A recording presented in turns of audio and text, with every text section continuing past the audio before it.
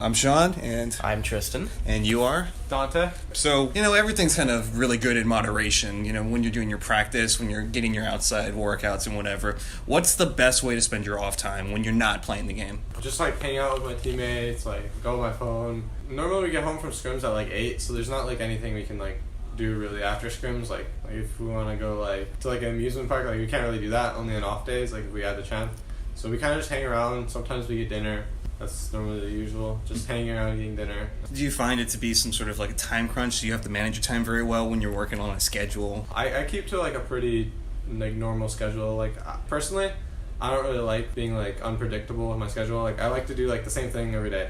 I wake up 2 hours before I'm supposed to be at the office every day.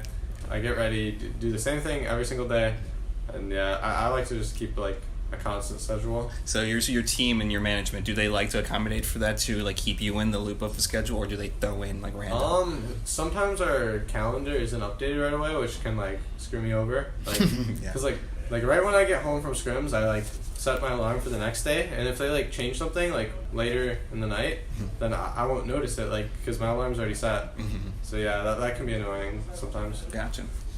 With the switch to for esports, going from the competitive over regular Overwatch to Overwatch League, what do you think is the biggest switch to adjust to in terms of now you're actually in part of a league of players who are professionals as opposed to just regular players? I think the hardest thing is probably constant matches. There's always 2 games a week, and it's you always have to be prepping for the next one. There's not really an off time, so if I want to change mice or change sense, it's kind of hard to fit it in. You have to do it in between stages.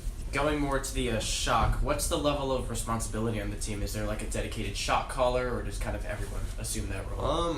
Everyone I don't really like the term shot caller because it's just a lot of people calm. It's everyone's just calming different things. There might be people that bring up ideas. Say I have an ult and I want to do something with it. I'll be oh, we should do this. And then someone else will be yeah, but we don't really have a set person to do it. Yeah, so in terms of perspective too, because you guys aren't always clumped together, that can pose as a threat potentially if someone has an NG ult or a Tracer ult. Yeah. But when you guys are spread out, do you use that to your advantage to scope out the view of field? And one thing me and Sinatra are in charge a lot of is scouting, because we're playing flankers and we can see things before our backline can see them. So if we see that they're all coming out of one entrance, we'll be okay, they're coming out of the left entrance. Rotate because we run soldier comps a lot, so it's really important that we get our backline in a safe spot. That's what the flankers are in charge of normally. And then your frontline tanks as well. Did they assume that role of trying to make sure? Yeah, they scout a decent amount too. But it's really important on Sombra because you can literally be invisible and they have no idea, so you can scout really important things. Mm-hmm. A lot of the teams in the league right now have very specific strategies that they run. So how do you usually prepare to play against a specific team? We just look at the recent VODs and see what comps they run, what comps they might run, and anything that can help us, we just try to go over. Mm-hmm. So, as far as the league itself, we've only hit the halfway point of the first, the inaugural season. Manager, and he wants to propose to have 28 teams on here. Yeah. Do you feel the luxury of only having 12 teams and having, VODs on all of these teams is coming to your advantage? How do you feel the switch to a bigger league is going to affect the level of play? I think there's going to be less preparation. Not preparation, but sometimes you have to scrim teams before. Florida, we were just scrimming them 2 weeks ago because the schedule was really rough and we had to scrim them because there just wasn't anything else. Mm-hmm. And they knew how we played because we were playing the same comps and scrims really similar stuff. So it could be better with more teams because there's gonna be a lot more scrim options. It's gonna be better in terms of that. Mm-hmm. So with the Architect coming in the second half of the Overwatch League, he's obviously a projectile specialist. How are you guys planning on doing the DPS rotation between you, Sinatra, Baby Bay? I don't really know yet. It's up to our coaches, but it'll probably be hard to rotate 4 DPS, but we'll see what happens. And then I guess just a little toss-up question, with the introduction of new characters and new metas. So how fast do you, in terms of a collection of teammates, acclimate to the change? With Brigitte coming in, she's possibly not coming in by stage 3, but is that already in your mindset that you're going to try to implement her in certain circumstances? We're not really focused on that right now, especially since there's a good chance you won't be in stage 3. So we're just gonna focus on the rest of this, our next game, and then we'll go over the next patch. And we thought about it. There's probably gonna be a good amount of Sombra since she was buffed. So we're probably gonna focus on that, and then like our head scan comps. 'Cause that's our strengths right now. Perfect. And then I guess my last question.